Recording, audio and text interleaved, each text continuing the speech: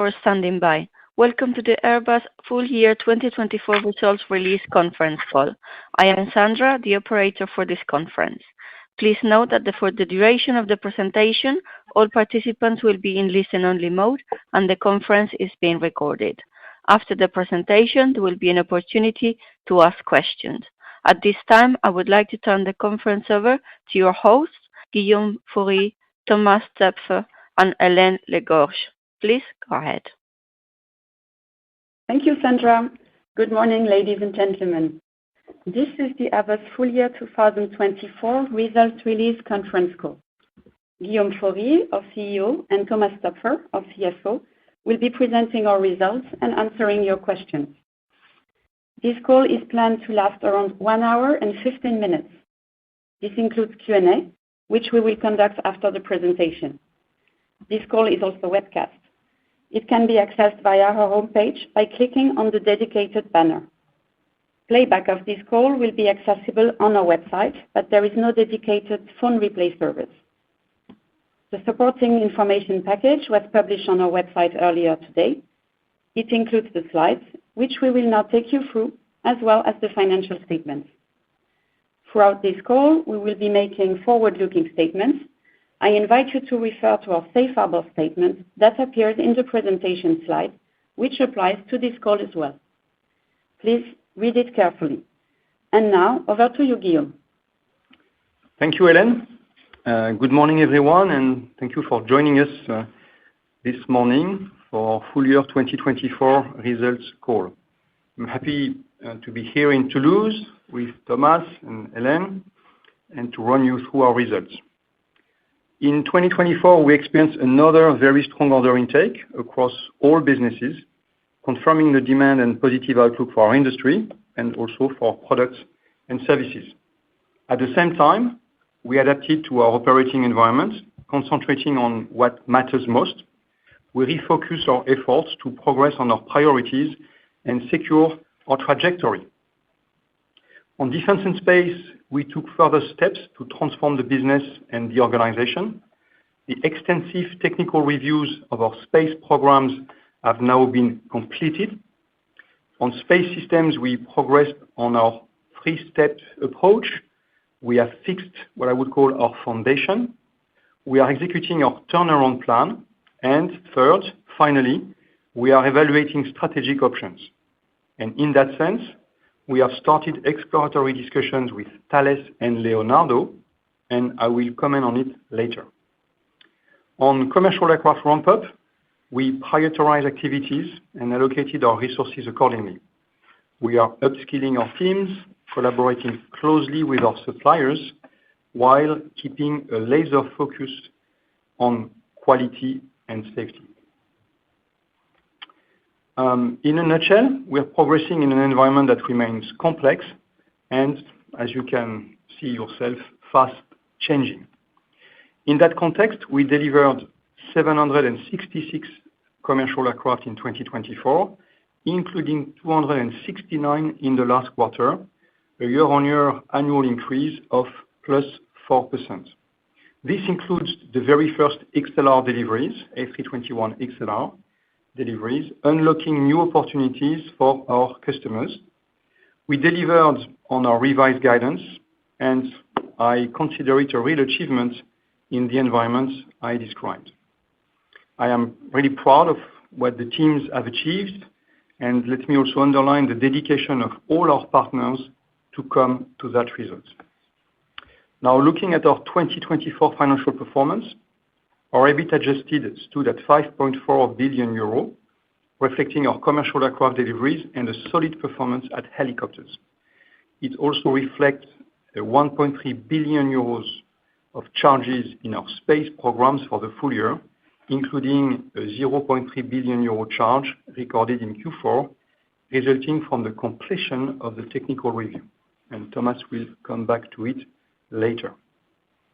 Our free cash flow before customer financing was at 4.5 billion euros, reflecting the strong performance in all businesses. These financial results, with a net income of 4.2 billion euros and our confidence in our future financial performance, supports our 2024 dividend proposal of 2 euros per share and a special dividend of 1 euro per share. With all that in mind, let's take a closer look at 2024, starting with commercial positioning. Let's now look at our commercial environment, starting with commercial aircraft. In 2024, travel demand remained robust, continuing to exceed historical records. This year was a successful one on the commercial front after the 2023 record year. We had customers reordering the same family of aircraft, while some of our product lines welcomed new customers. In 2024, we booked 878 gross orders, including 211 in Q4. On the A220, we booked 17 gross orders, gaining 4 new operators. Looking at the A320 family, we booked 637 gross orders, including 180 in the fourth quarter, bringing our backlog to 7,210 aircraft. Thereof, more than two-thirds are for the A321. Moving to the wide bodies, we recorded 224 gross orders, underpinning the continued momentum for our wide body family. Net orders amounted to 826 aircraft, including 52 cancellations, and our backlog in units increased to 8,658 aircraft at the end of December, reflecting a book-to-bill above 1. At group level, our backlog in value increased to 629 billion euros in 2024, mainly reflecting the book-to-bill above 1 I mentioned before for all divisions and the strengthening of the US dollar. Looking at helicopters, I see 2024 as an exceptional year for Airbus helicopters. We booked 450 net orders compared to 393 in 2023, with a book-to-bill above 1, both in units and value, highlighting a strong demand for platforms. And we also secured a good order intake on services. This includes the remarkable performance of the so-called Super Puma family, or the H225 family, for which in the fourth quarter, we signed a contract with the Dutch Ministry of Defense for 12 H225Ms. We continue to see positive momentum in both the civil and military markets, and we remain focused on securing new business opportunities in both our home countries and on export markets. Then, in defense and space, in 2024, our order intake stood at 16.7 billion euros, up 6% year-on-year, corresponding to a book-to-bill of around 1.4. It is the record order intake, and this is for the second year in a row, while being more selective on our biddings and more prudent on the risk profiles. I am obviously very satisfied with this. I see it as a proof that we have the right products and services in the current environment and for our customers. Key orders recorded in Q4 reflect a strong momentum across all business lines, and in particular on the so-called air power side. On Eurofighter, we are proud to highlight that the Spanish government has signed the Halcon 2 contract for the acquisition of 25 Eurofighter aircraft to be assembled, tested, and delivered at the Airbus Retafe site. In addition, Italy also placed an order for up to 24 Eurofighters. With this contract, both countries will further expand their existing fleet. Concerning the A400M, Airbus Defence and Space signed 2 strategic contracts with the Organization for Joint Armament Cooperation, the OCCAR. The first is the Global Support Services, so-called GSS-3 contract, which provides a full range of tailored services, and the other being the so-called Block Upgrade Zero contract, which represents the first upgrade of the A400M's operational capabilities beyond the scope of the original launch contract. On space, we have been awarded a contract by Eutelsat to build the extension of its OneWeb Low Earth Orbit LEO constellation in December.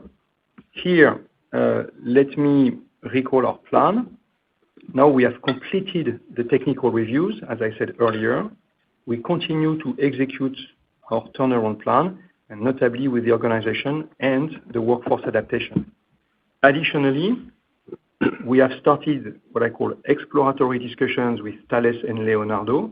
These discussions, which are preliminary and non-binding at this stage, aim at assessing different scenarios to consolidate and strengthen the European space sector and add value to the main stakeholders of this industry. And now Thomas will take you through our financials. Thomas.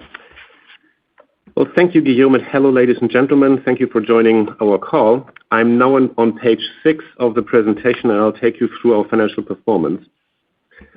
So as you can see, our full year 2024 revenues increased to 69.2 billion euros, which is up 6% year on year.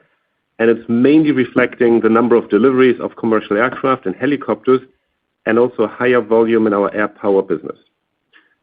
On R&D, as you can see on the right-hand side of the page, our expenses stood at 3.3 billion euros in 2024, stable compared to 2023.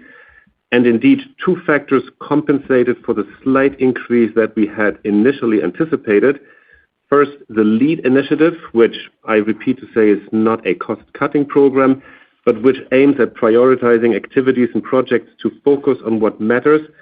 That also resulted in a slightly lower R&D expense for the year. And secondly, the earlier capitalization of our development costs in our commercial aircraft business, which we initiated in the third quarter in order to align with accounting standards, also resulted in lower R&D expenses, with, of course, the opposite effect on our CapEx.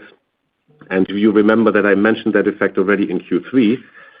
And now if you look forward, R&D expenses are expected to only marginally increase in 2025, consistent with the LEAD prioritization initiative, as you have already observed it in Q4. On our EBIT adjusted, our full year 2024 EBIT adjusted decreased to 5.4 billion euros from 5.8 billion in 2023. And so let's start with a look at 2023 first. As you might remember, 2023 benefited from the progress that we made on our compliance topics, which allowed us then to release provisions for an amount of 0.1 billion euros in commercial aircraft. But 2023 numbers also contained updated assumptions on some long-term contracts in our space business, resulting in a charge of 0.6 billion. Now, in 2024, the positive contribution from the higher commercial aircraft deliveries was partially offset by investments to prepare for the future, notably the excess workforce, as well as a slightly less favorable hedge rate. And the underlying performance was also supported by the solid performance of our helicopters division. Now, in Q4, and as planned, we completed the in-depth technical review of our space programs, notably with a major program that remained to be fully assessed. And that resulted in a charge of 0.3 billion in the last quarter, mainly from the update of key assumptions. And that brings the total charges for the full year to 1.3 billion euros, which obviously is then the major driver of the decrease in our EBIT adjusted compared to the previous year. And this charge reflects the extensive and profound work done by the team, program by program, leading to revised assumptions and resulting in lowering our risk profile looking forward in a business that remains inherently complex and with increased competition. So let me recall here that this charge accounts for past, present, and also future profitability, and hence only a portion of the charge actually relates to the current period. And that therefore 2/3 is probably the right order of magnitude to be normalized in your models. Our focus now about delivering on our plan in a simpler organization with end-to-end accountability and leveraging the reuse of technologies. Now, while on defense and space, we are progressing in the discussions with our social partners with regard to the division reorganization and workforce adaptation, and a restructuring provision is expected to be recognized once the necessary conditions are fulfilled, and the amount is expected to be around 0.2 billion euros.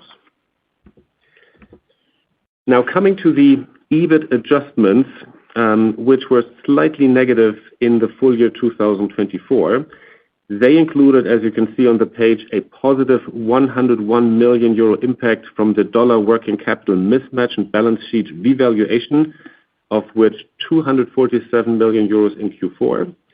It included a negative 121 million related to the A400M, of which negative 118 million in Q4. It also included a positive 51 million related to the gain on Airbus OneWeb satellites linked to the acquisition of the remaining 50% of the joint venture, which we recorded already in the first quarter. Then there is a negative 40 million related to the recently announced termination of the Airbus Beluga transport business. And finally, another negative 41 million of other costs, including compliance and M&A, of which negative 31 in Q4.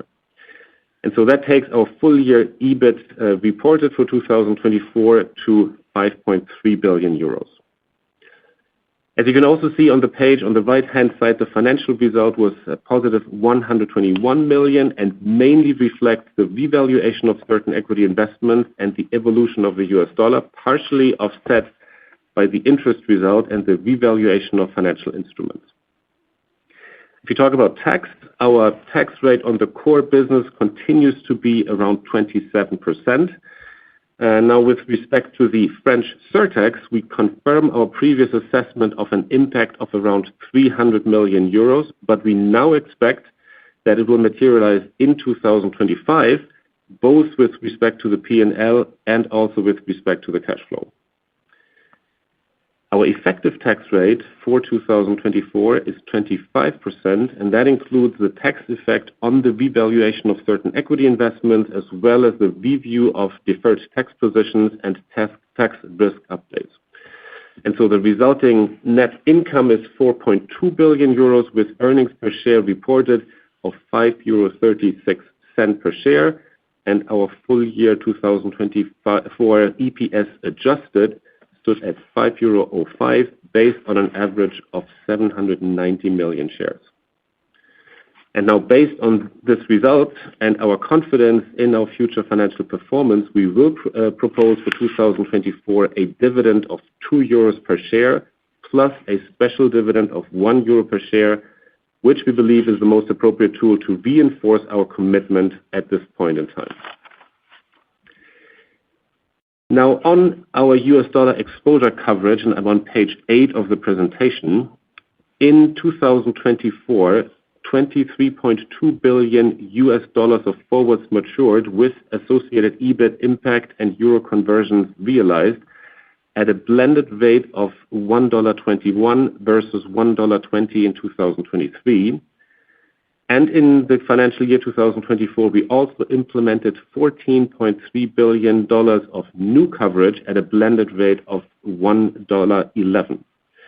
So as a result, our total US dollar coverage portfolio in US dollars stands at $82.8 billion, with an average blended rate of $1.21 as compared to $91.7 billion at 1.23 at the end of 2023. And so indeed, as you can see, against the backdrop of the market conditions, we decided to decrease our US dollar coverage by roughly $9 billion in 2024. What I should also say is that our portfolio is currently being adjusted by implementing some rollovers to reflect the delivery target for 2025 and also the delivery profile, which we expect to be back-end loaded. Now let's have a more detailed look at our free cash flow, and I'm on page 9 of the presentation. Our free cash flow before customer financing was 4.5 billion euros in 2024, and this mainly reflects the level of deliveries as well as the commercial momentum across all our businesses, resulting in a healthy PDP inflow, while the planned inventory build-up reflects the ramp-up across the programs. The A400M continued to weigh negatively on our free cash flow, and our full year 2024 CapEx was negative 3.7 billion. And this obviously reflects the investments in enhancing and upgrading our industrial system and also the change in development cost capitalization that I talked about earlier. To support our ramp-up, we expect CapEx to slightly increase in 2025. The free cash flow was 4.5 billion as well, with a very minor impact from customer financing. And in that context, the aircraft financing environment, in our view, remains strong and competitive, and we currently expect sufficient liquidity from diverse sources to finance the 2025 deliveries. And to round it up, our net cash position stood at 11.8 billion euros as of the end of December, also supported by the strengthening of the dollar towards the year end, and our total liquidity is now at around 35 billion euros. And with that, I would like to hand it back to Guillaume. Thank you, Thomas. A beautiful picture of the 225M in the meantime. So let's start with commercial aircraft, page 11. In 2024, as already said, we delivered 766 aircraft to 86 customers. Looking now at the situation by aircraft family, on so-called narrow bodies, we delivered 75 A220s and 602 A320 aircraft, of which 361 A321s, representing 60% of deliveries for the family. So 60% of A321s for the family. On A320, we continue to ramp up towards a rate of 75 A320 family aircraft per month in 2027. No change. We are very pleased that our newest aircraft, the A321XLR, entered into service. The first A321XLR was delivered to Iberia in October, followed by two more to Aer Lingus. The A321XLR brings unique capabilities in terms of range, economics, and environmental efficiency. Great product. We delivered 89 wide bodies, of which 32 A330s and 57 A350s, including first deliveries to new operators. On the A330, we are now stabilizing at a monthly production rate of around 4 per month. Specific supply chain challenges, notably with Spirit AeroSystems, are currently putting pressure on the ramp-up of both the A350 and the A220. On the A350, we continue to target the rate 12 in 2028, so again, no change here. And we are adjusting the entry into service of the freighter variant, which is now expected in the second half of 2027. And here it's a change. And on the freighter, the first flight test aircraft will enter the final assembly line this year. On the A220, we continue towards a monthly production rate of 14 aircraft in 2026. So in a nutshell, we are progressing on our ramp-up trajectory. We are still facing some specific supply chain issues. The tensions on engines for narrow body persist, notably with CFM, and this is already affecting us as we begin to have the so-called gliders, meaning aircraft waiting for their engines, aircraft being fully assembled but waiting for their engines. This will result in a low delivery number for Q1. This is something we saw coming already last year, and Q1 will be lower than last year. We expect this situation to continue until the summer before it normalizes in the second half of the year. As for cabin and equipment, it is structural, resulting from the air traffic recovery and the demand for customer upgrades. On aerostructures, and as previously said, our activities are also affected by the supply chain challenges. On Spirit AeroSystems, we will provide more color on the ongoing acquisition later. Now, let's look at the financials for our commercial aircraft business. Revenues increased 6% year-on-year, mainly reflecting a higher number of deliveries.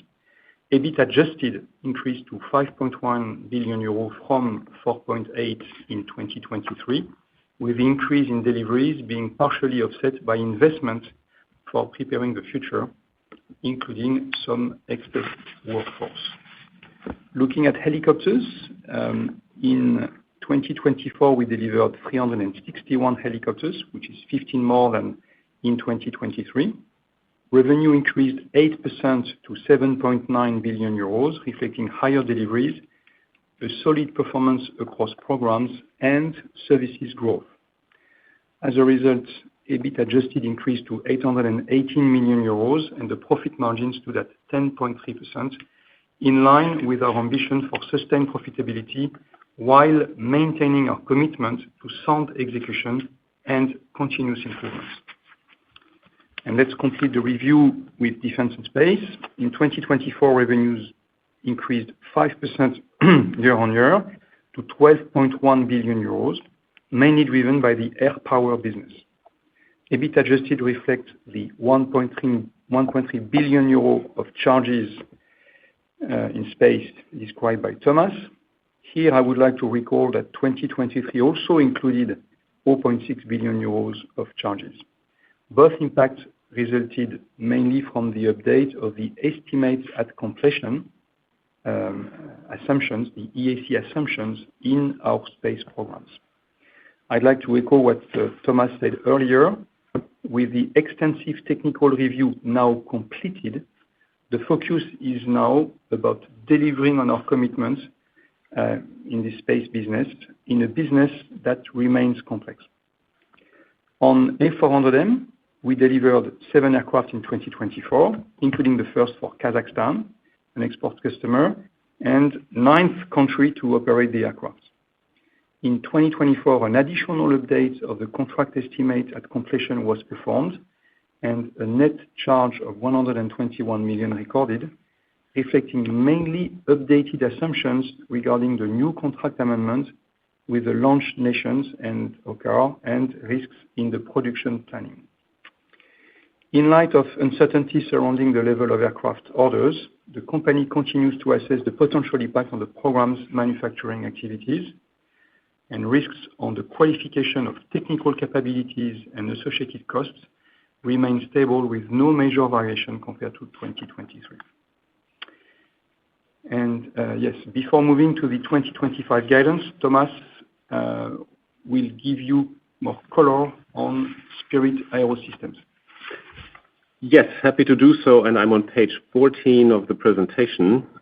So on Spirit AeroSystems, and as we explained in our H1 call, we signed a binding term sheet agreement, and this is what I would call a defensive move in order to secure both the immediate operations and the future of major Airbus work packages, and it also provided more certainty to the employees and the supply chain contributing to Airbus activities.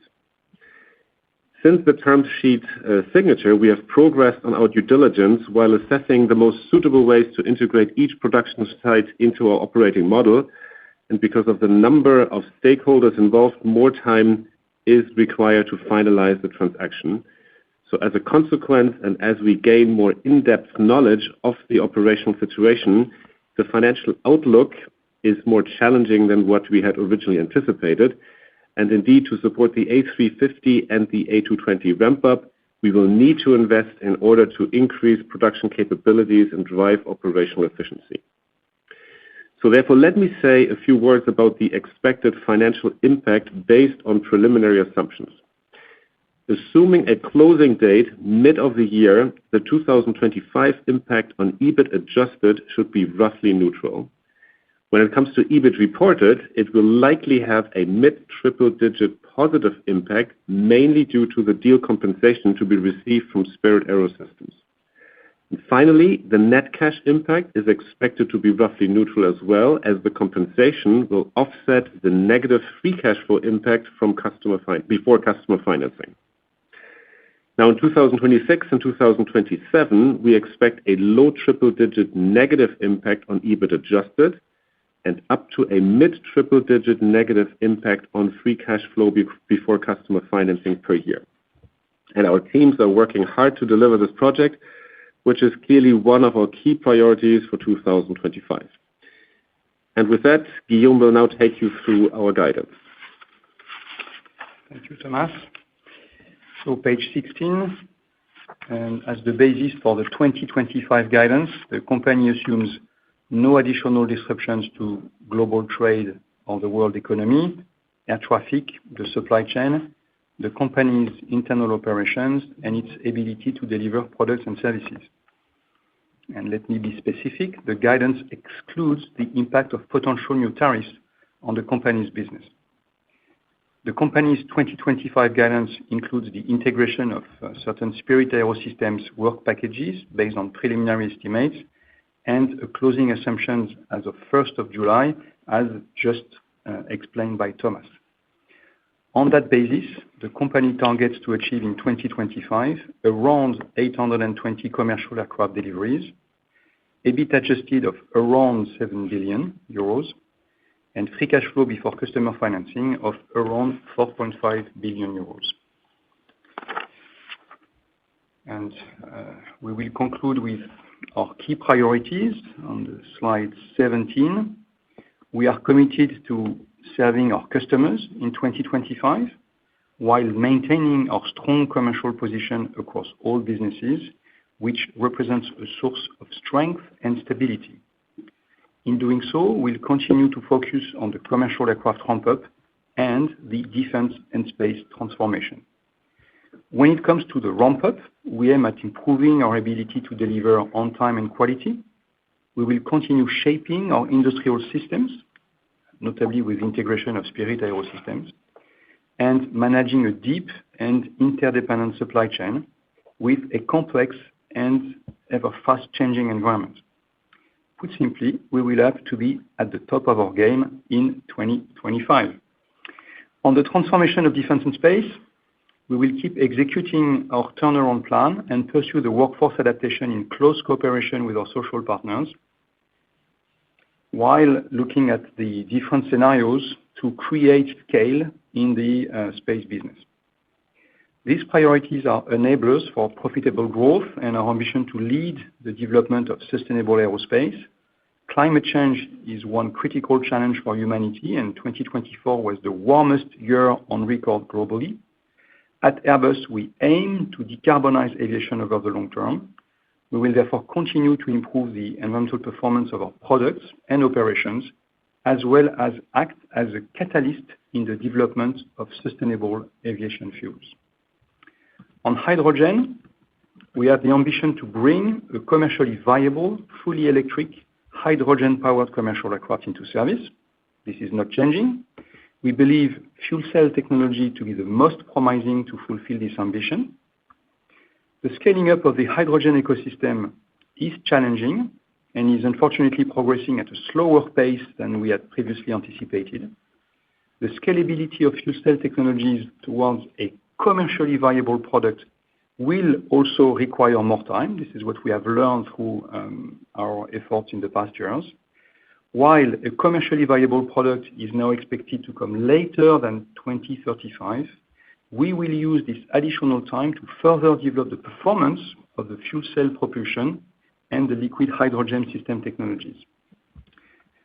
And with all of this in mind, we are entering 2025 with focus, determination, and a lot of positive energy.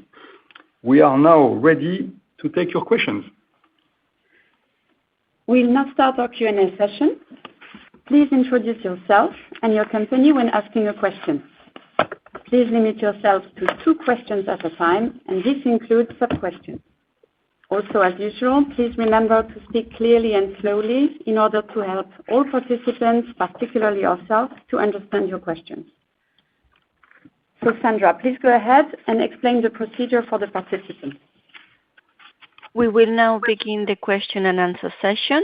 If you want to ask a question, please press star 11 on your telephone keypad. We will now take the first question. The first question is from the line of Benjamin Heelan from Bank of America. Please go ahead, sir. Yes, morning, guys. I hope everyone is well. Thank you for the question. Can you talk a little bit more about Spirit and the challenges in the second half of the year and just kind of outline a little bit what actually is happening?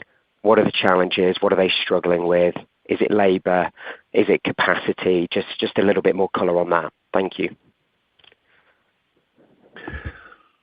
One of the challenges, I think, there's 2 things. Let me start with the operations of Spirit. As you're well aware, there was a major strike at Boeing, which obviously also affected Spirit because Boeing is a major client. and that led to more disruptions in the work of the company, which is also not helpful for the work packages that we want to acquire. And therefore, more support was needed to make sure that Spirit is on a stable path, both operationally and also financially. Secondly, as we are, of course, diving deeper into the work packages, we have a better picture of what is the needed investment that we have to make to bring Spirit to a level that it can fully support the ramp-up that we're planning for the A350 and the A220, and that updated knowledge is now reflected in our assumptions. And last but not least, as you can observe, it does take some time to get to a final signature and then also closing of the contract. I think we're in a good way. But of course, with more than two parties involved and a quite complex transaction by nature, this simply took some time. But again, I would say that we're on a good track, making good progress here, and therefore we have incorporated in our guidance the assumption, which I think is very realistic, that we will come to a closing by the mid of the year. Okay, thank you. And another question, I guess one for Guillaume. Guillaume, you've talked about space and the discussions that you're currently in with Thales and Leonardo. What do you actually, what is a good outcome for you from these negotiations? What are you hoping to achieve? Is it to create a European champion which Airbus can be part of? Is it to consolidate the other assets yourself? Can you just give us a little bit of color, in a good scenario, what do you see as the outcome of these negotiations? Thank you. Good morning, Ben. Very early for you. What we expect is to gain scale and speed by consolidating the business. We are in businesses where scale matters, in businesses where technologies go very fast, so you need to invest, and to invest, you need the scale. To have the reasonable impact on the recurring cost, you need to have scale on the production as well. So we are in a situation where some US players are disrupting the ecosystem, are going at scale on new technologies, on constellation. We have in Europe, at Airbus, but also looking at Thales Alenia Space and Telespazio, we have technologies, in some cases even better ones, but we are missing the scale that we need to be competitive in this new environment. So we want to create the scale. We want Airbus to have a stake in a large company. We would be happy if the end result looks like something like the MBDA model, where we have a significant share with others in a business that can prosper, that can grow, that can invest, and that can be successful on a global scale. Now we are looking at different scenarios, and we are not at a point where we can fully answer the questions of what it will look like. But again, what do we want? We want scale and speed in this business. We want to leverage the technologies, the competencies we have, and for this we need to be up to global competition, which is indeed now with much more dollars and much more speed than ever. And just a very, very quick one. Is there any chance that Ariane could be part of that? Second? Is there any chance that Ariane could be part of that negotiation as well? The ongoing effort to come to a different result is on satellites and satellite services. Cool. It's excluding launches. Thank you. Thank you. The next question is from Mr. Tristan Sanson from BNP Paribas. Please go ahead. Yes, good morning, everyone. Thank you for taking my questions. The first one is on raw materials. Can you, Guillaume, give us a quick view on how you see the raw material supply situation in 2025, and how do you think it's going to support the ramp-up plans for the years to come? And the second question is a quick one, but can you confirm that on the Spirit, the financial of the Spirit deal, the revision of the cash cost related to the integration of the assets are in the range of about 1 billion over a period of 3 years? Is that the right magnitude? Thank you very much. So I will let Thomas answer the second question. I'm not sure I fully understood the question myself. On the first one, raw material, well, that's been a source of worries and challenges in the past years, especially in the wake of COVID and the war in Ukraine. That has normalized in the meantime, and I don't see raw material on my list of critical bottlenecks for 2025. Yeah. So on Spirit, I know that maybe the financial impact is slightly complicated to bring across. So the situation is that we will receive a compensation for taking over the work packages, but this will not be reflected in our free cash flow, but only in our net cash position.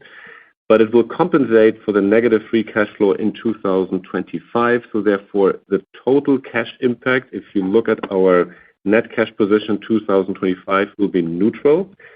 But as we indicated in the slide, we do expect a further cash need in 2026 and 2027 of up to a mid-triple-digit negative impact per year in each of those 2 years.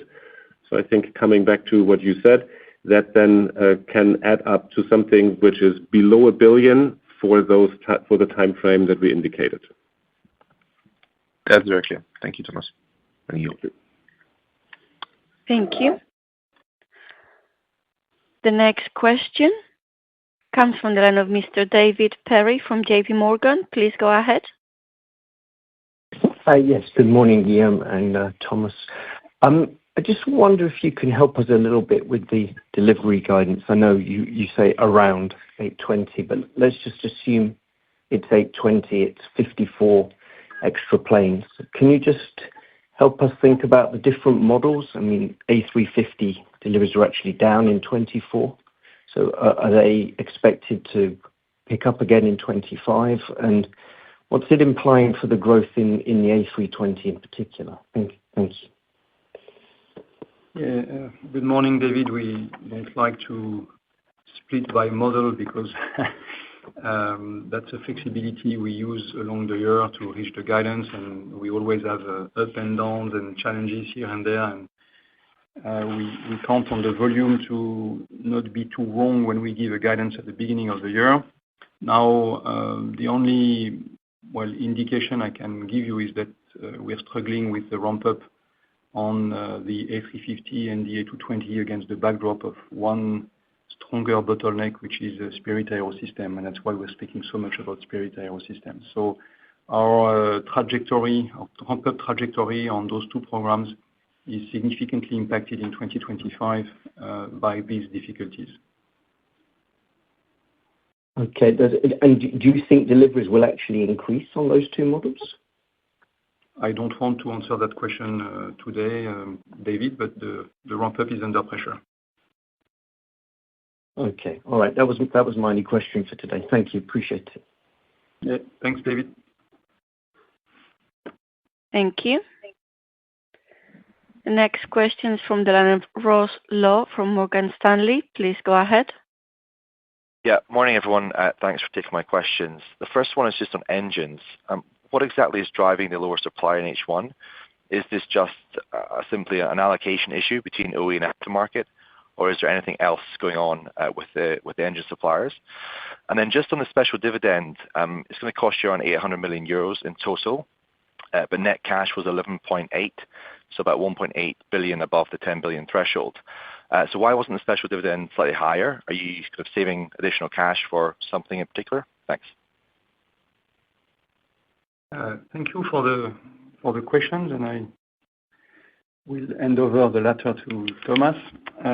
On engines, yes, as well, an important one. I would say no specific comments on the wide bodies, and we get from Rolls-Royce what we need for 2025 and onwards. There are challenges on engines for our narrow bodies. On the GTF of Pratt & Whitney, we are still limited by the aftermath of the metal powder issues 2 years ago and the trajectory that was redefined in 2 waves of negotiation with them, I think as far as I remember, in 2023. They are on trajectory, but we knew this would come with less engines for new aircraft to support as reasonably good as possible the in-service fleet, knowing that there's a large number of aircraft which are on the ground because having their engines in the recall campaign for this technical issue or this production issue. So this is low, but I would say more or less as planned or even more on plan. What is very different for CFM encountered in the back end of 2024 several issues, production issues, and one also linked to damage to one of the plant of their supplier in Florida in the wake of the hurricane that took place. So they found themselves with a very critical situation on supply of some parts that impacted both aircraft for aircraft manufacturer and to support the fleet. That was the source of a lot of arm twisting between the stakeholders end of last year for the allocation of engine. CFM supported us in the last month to help deliver aircraft to our customers, but we knew there would be some missing hardware this year, beginning of this year, and this is impacting us and our customers. So we are in that situation, and there is a sort of normalization that is planned around mid-year. So that's what we tried to explain in the call earlier. So we have different situations for different aircraft. On the dividend, let me just recall, we said once we achieve the 10 billion net cash threshold, we would look into the potential further shareholder returns, and that's exactly what we've done last year, and that's what we're doing also this year. But we also said it would not be a mechanistic exercise in terms of cashing out exactly the overshooting amount. So we are looking into the factors, obviously, that matter. One of them is the fact that a non-insignificant part of the overshooting comes from a pure translation effect of our dollar cash reserves, which are translated into euro. And therefore, we felt the right balance would be the €1 special dividend per share also for 2024. Understood. Thanks very much. Thank you. The next question is from the line of Chloé Lemarié from Jefferies. Please go ahead.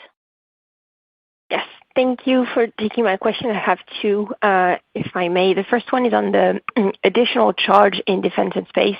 So it seems like it's not linked to the completion of the review in this one project that remained outstanding. So could you please confirm what really drove that revision and your level of confidence you now have fully de-risked the space business? And the second one would be on the 2024 to 2025 EBIT bridge. I was wondering in particular if you could split out what you factor in for potential ramp-up cost and inflation, please. Thank you. Yes. So first, on the charge, let me be very clear. We did complete the review of all our space programs. We said last time on the call that there was one major program still outstanding where we only had built a top-down assumption, but we had to go through the program in detail, bottom up, to fully review what we have in our portfolio, and that we have done. So the review is complete. It was very detailed, and therefore I would really say that this exercise is now behind us. And as Guillaume said, we can now completely focus on what matters in the business, which is taking orders with a good risk profile, focusing on the execution and the delivery. And therefore, I would say we're done with the cleaning exercise, which, however, does, of course, not mean that it's a business without any risk. Just by nature, I think we will always have some up and downs, but the exercise of 2023 and 2024 is behind us. With respect to the bridge in terms of inflation from 2024 to 2025, yes, we're still assuming a small amount of inflation. Remember, in the past, we said it could be up to 200 million. I would probably say that it could be slightly less than that in 2025. ramp-up costs? Anything that you factored in?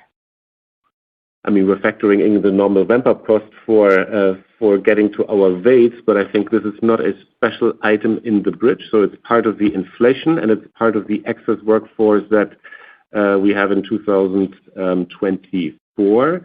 We will continue, as you've seen, or as you might have seen, we hired 9,000 people in 2024. However, almost 50% of that is scope changes. So the real like-for-like increase is probably more like 5,000 FTEs. And we're expecting that we will continue to hire people, however, at a lower pace in 2025 relative to 2024. And if you want to call that ramp-up cost, that is probably what we have in our plan for the current year. Very clear. Thank you. Thank you. The next question is from the line of Doug Harnett from Bernstein. Please go ahead. Good morning. Thank you. On the A350, when you look at the slower ramp right now, can you describe how much of the effect is coming from issues at Spirit versus issues with interiors, which have been continuing for some time? That's a first question. And then second, we're in an uncertain environment right now with respect to U.S. tariffs. Can you talk about how you're thinking about the potential impact on Airbus? And are there some steps that you're taking to mitigate any potential impact of possible tariffs? Yes, thank you for the questions. When it comes to the A350, the impact of the Spirit and interiors manufacturers are of very different nature. When it comes to Spirit Section 15, we just can't build the plane. So that's really slowing us down on the ramp-up itself. When it comes to interiors and what we have experienced so far, we have delays in seats, in monuments, in things like this that is delaying the time at which we can deliver a plane fully completed and deliver it on time. But it's not slowing us down on the ramp-up itself. So the bottleneck that is really the big issue for the ramp-up itself at the moment on the A350 is Section 15 of Spirit. And that's really a pity. That's why we're putting all our efforts on that one, because that's what we need to de-bottleneck and do the ramp-up, which is fully prepared when we look at the rest, and plenty of partner suppliers impatient to deliver and help us in delivering on that ramp-up. So I hope that's answering your question. When it comes to U.S. tariffs, well, we have all our sensors on.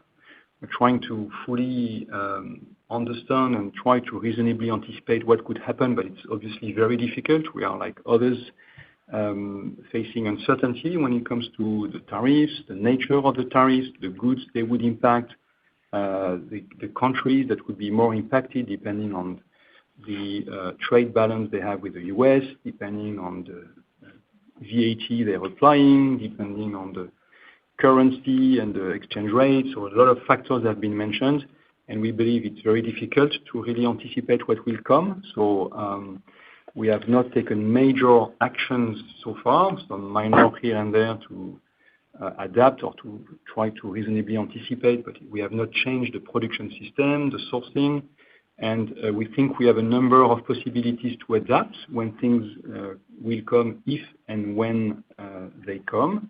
We have a very strong demand for our products. We have a production system that, because of supply, is oversized at the moment, so we have a number of reasons to believe we could adapt to what would come. We have a very strong demand from outside of the U.S., but we have also a production system in the U.S. And we've tried to do in the past years what we thought would be necessary to be seen as a major U.S. player in the U.S., to be respected for what we do for U.S. customers, sourcing from U.S. suppliers, having a U.S. workforce, and we hope that that will pay off.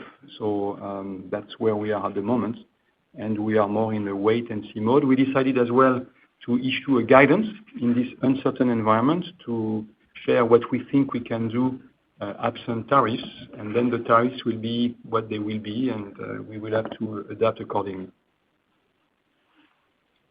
Very good. Thank you. Thank you.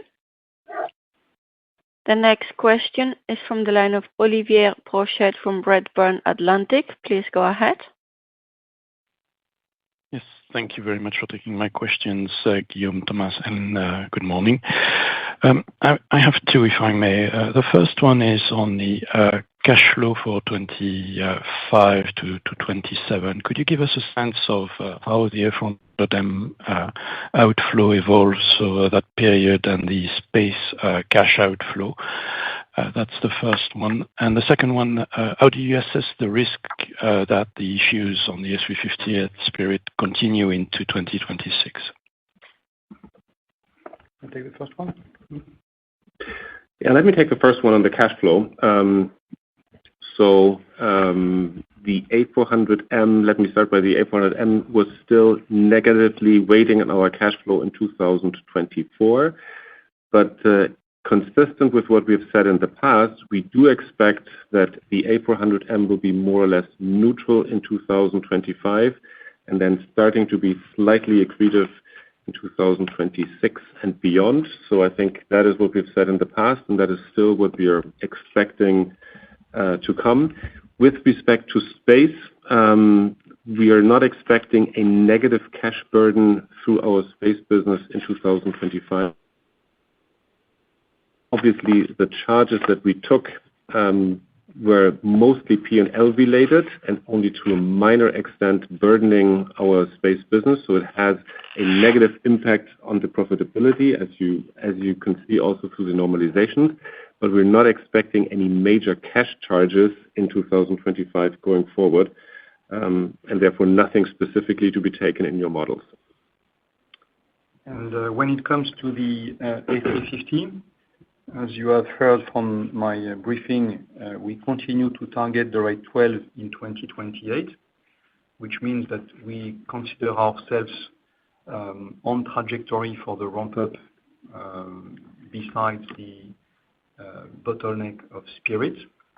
It's very important for us to be able to integrate the work packages A350, A220, ASAP. We assume that we would be in a position of signing by mid of this year, and having integrated the Spirit work packages by mid of this year. And we believe that having this at Airbus, with our experts and capabilities, we could and we will manage to do the ramp-up. Now, there are uncertainties, but we see as well as highlighted by Thomas that the current situation of Spirit as a company has a lot of negative impact on their ability to deliver to us. There are a lot of what I would call distractions or challenges at Spirit, which are linked to the situation of the company, and that will obviously be cleared when we will be the owner of those work packages, and we will be able to fully deploy our workforce, our power, our engineers, our production specialists at the site. We will be able to put the right investments at the right time to do the ramp-up of those work packages and support us in the ramp-up. So it's important that we can move forward on the integration of the work packages, and this being done mid of the year would support the further ramp-up and reaching the rate 12 in 2028 for the A350. Appreciate the answer. Thank you. Thank you. The next question is from the line of Christophe Menard from Deutsche Bank. Please go ahead. Yes, good morning. Thank you very much for taking my question. The first one would be on the free cash flow bridge from 24 to 25.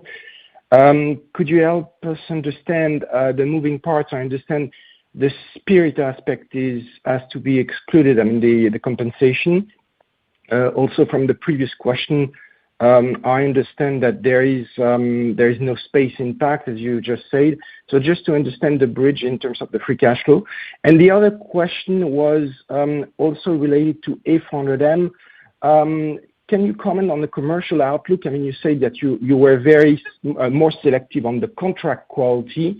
So what commercial outlook are you considering for the coming years? I mean, I think the last delivery is in 2029 as per the current backlog. So what do you have in mind for other contracts? Thank you.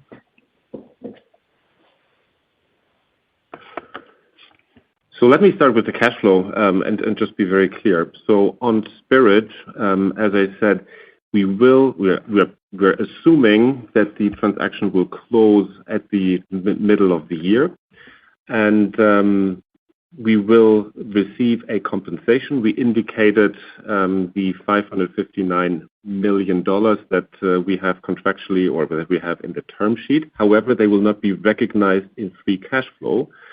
And therefore, it is a burden to our free cash flow in 2025. However, the compensation that we will receive, of course, will have an impact on our net cash position. So it is cash that we will find in our accounts, and therefore you will have a negative effect on our free cash flow through Spirit, and you will have a neutral effect when it comes to the net cash position of the company.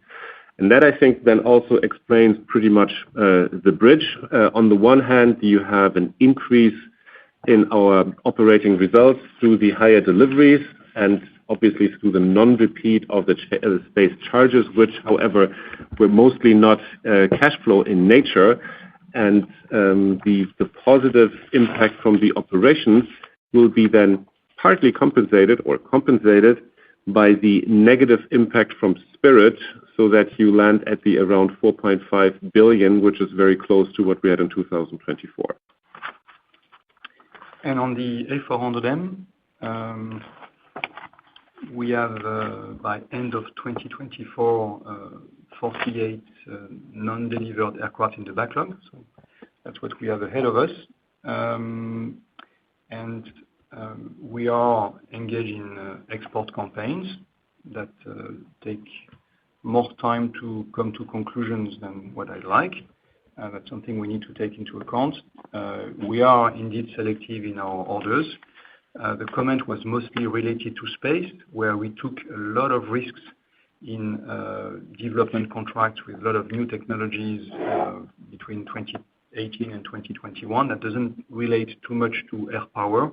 And on the A400M, what we are offering to export customers is very close to what we have already done for our home country customers. So it's by far less risk-loaded anyway. Thank you very much. Thank you. The next question is from the line of Robert Stallard from Vertical Research. Please go ahead. Thanks so much. Good morning. Good morning, Rob. A couple of questions. Morning. A couple of questions for you. First of all, Guillaume, with regard to your delivery forecast of around 820 aircraft, how confident are you that this year Airbus can meet that delivery, given the supply chain challenges and what's occurred over the last 2 years? And then secondly, a specific supply chain question. Does Airbus have any exposure to the precision cast parts plant that's burnt down in Pennsylvania? Thank you. Okay, thank you, Rob. So when it comes to the deliveries, and you said what happened in the last 2 years, suggesting it didn't go well. Well, I like to look back and with hindsight reflect on the fact that the guidance for the objective we had for 2023 was 720, and the objective we had for 2024 was 800 when we found ourselves end of 2022 and looking forward. That makes 1,520 planes, and with the 735, that was 15 more than what we targeted in 23, and the 766, that must make a total that is close to the 1,500. I think we are at 1,501, if I count correctly. So we are 19 planes behind over 2 years compared to 1,520. So that's close to 1%. So I would consider that against the backdrop of so many challenges, of all the unexpected difficulties, including what you mentioned about Pennsylvania, that is not impacting directly Airbus, but is impacting indirectly Airbus through our supply chain and some of our major tier one suppliers, what we have managed to pull out in terms of deliveries is probably not so bad. And actually, as I said earlier, I'm really proud of how the team have managed to find solutions to those many problems. So if we give, and because we give a guidance of 820, around 820 at this point of the year, is because we believe it's a reasonable number, and we are reasonably confident we will be able to deliver around 820 planes this year. We start 2025 with a bit of a specific situation that we know Q1 will be lower than last year, against the difficulties on the CFM in particular, but not only. So that's a bit of a specific challenge for 2025. But we have also some more visibility on a lot of our suppliers. We see that the tube, I would say that the underlying capability of the system to deliver at rate is strong, is good. So it's again a challenge coming from the supply chain, and we will need our suppliers to deliver roughly on their commitments, including the ones that have their difficulties, their known difficulties, to deliver on those numbers.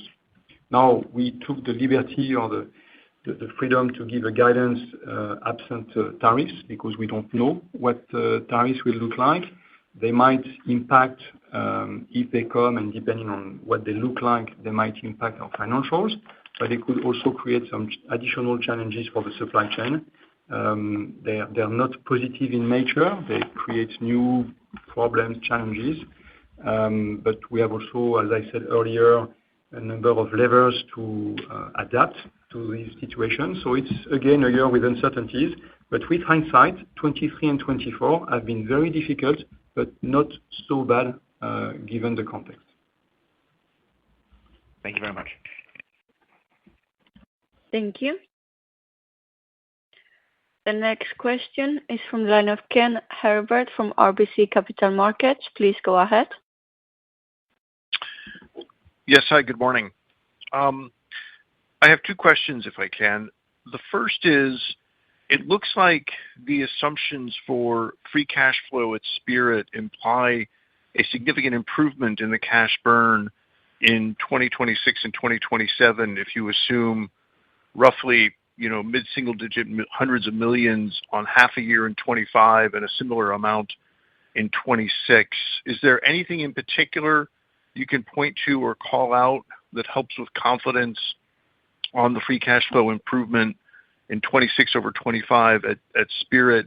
And how deep, as part of your due diligence, have you been able to get into the operations there, specifically on the A350? And then my second question is, on the A220, you're maintaining, the production guidance implies over a 2x ramp on that program, in the next 2 to 3 years.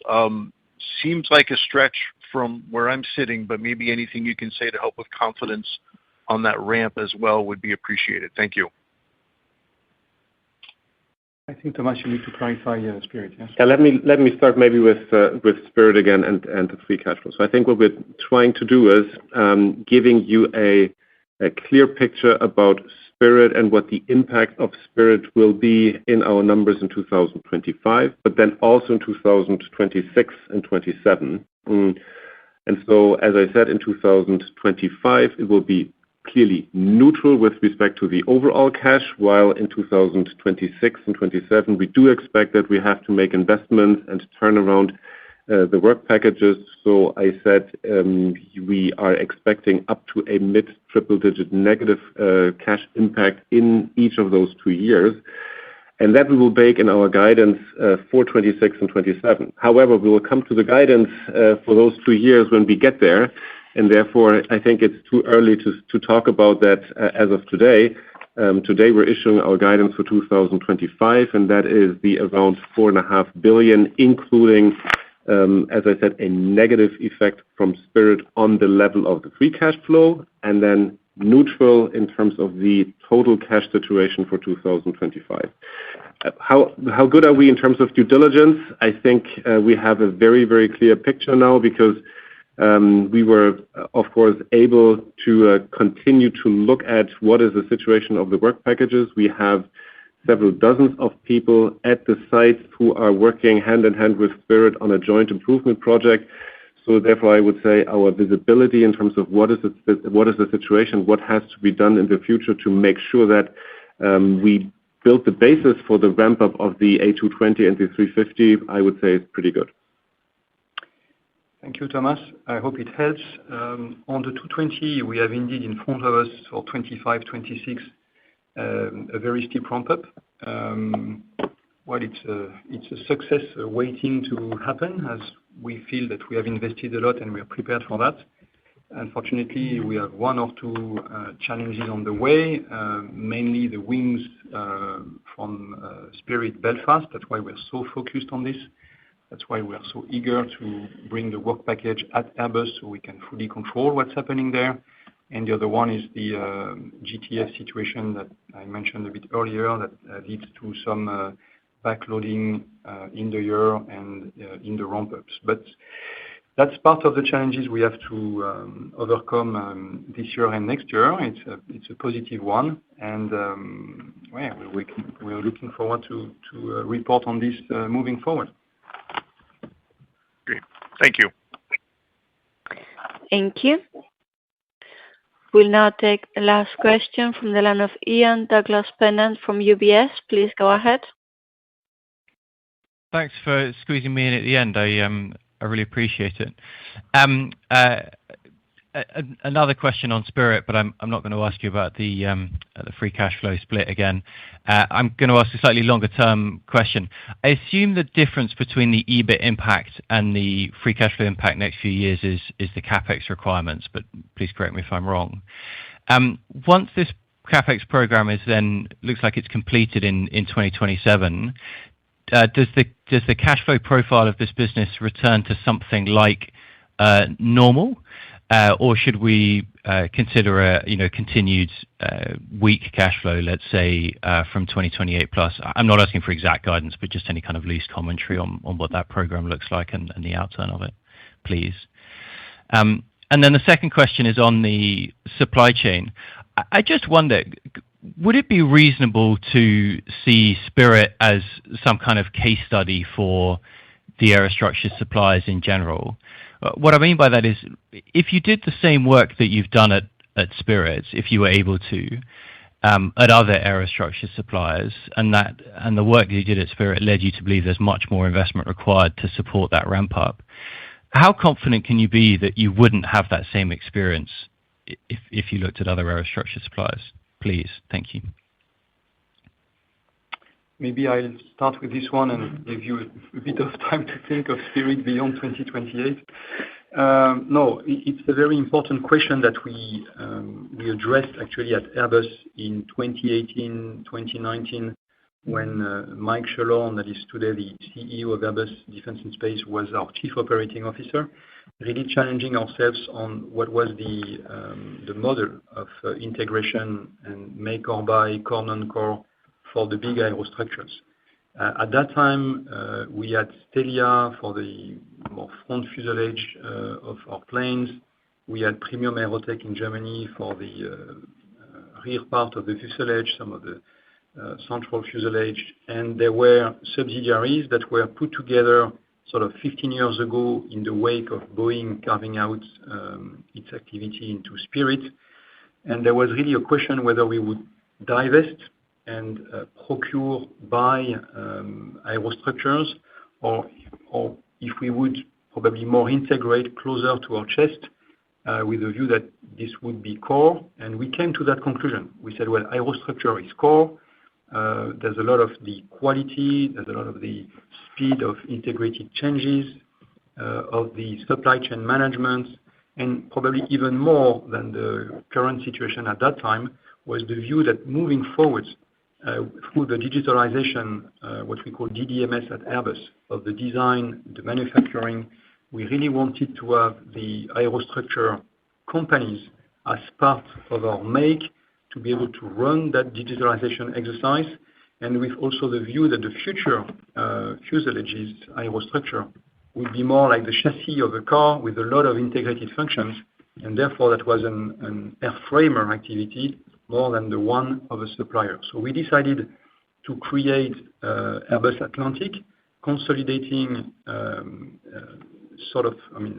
Stelia scope of work with some of the Airbus plants in the west of France. And in Germany, we created what is called Aerostructure, with the consolidation of Premium Aerotech and part of what we're doing in Hamburg with the fuselage. That's now part of Airbus. We have taken it from internal buy to make. That's really core activities at Airbus. And we have seen at the beginning of last year that actually Boeing took the decision to re-internalize, to verticalize the activities that were carved out 20 years ago to Spirit, probably for similar reasons. So I think that gives you the more strategic answer to your question. Moving forward, we see aerostructures are core and make. Yes, maybe to the future of Spirit and how we look at it. So let me start by saying, what is the current situation of Spirit? I think it's characterized by two things. One is the work packages for Airbus are loss-making because the efficiency of Spirit has to be improved. There are processes in place which are not optimal, etc. And secondly, Spirit clearly is a bottleneck because they're not able to ramp up and increase the output, and so therefore that is a drag on the ramp-up of the A350, but also on the A220. Having said that, our focus in the next 3 years is to spend on CapEx to bring them in the position that they can support the trajectory that we have in our plans for the A220 and for the A350. It's about integrating the company into our operations so that the processes will be improved. And finally, of course, it will take some time before we can turn around the work packages, so we have to suffer the operating loss that we have acquired. Having said that, once we are done with the investments and the optimizations we want to make at Spirit, we are expecting that we will turn around these work packages to the same level of cost that we're currently paying externally, and therefore the impact beyond 2028 should not be a negative one coming from Spirit, once we've made the necessary improvements, both in terms of processes, but also in terms of capital investment. Thank you. Very helpful. Thank you, Guillaume. Sorry. Thank you, Guillaume. Thank you, Thomas. This closes our conference call for today. If you have any further questions, please send an email to Olivier, to Victoria, whom we are very happy to welcome on board, or myself, and we will get back to you as soon as possible. Thank you, and looking forward to speaking to you very soon. Thank you, everyone. Bye-bye. Ladies and gentlemen, the conference is now concluded, and you may disconnect your telephone. Thank you for joining, and have a pleasant day. Goodbye.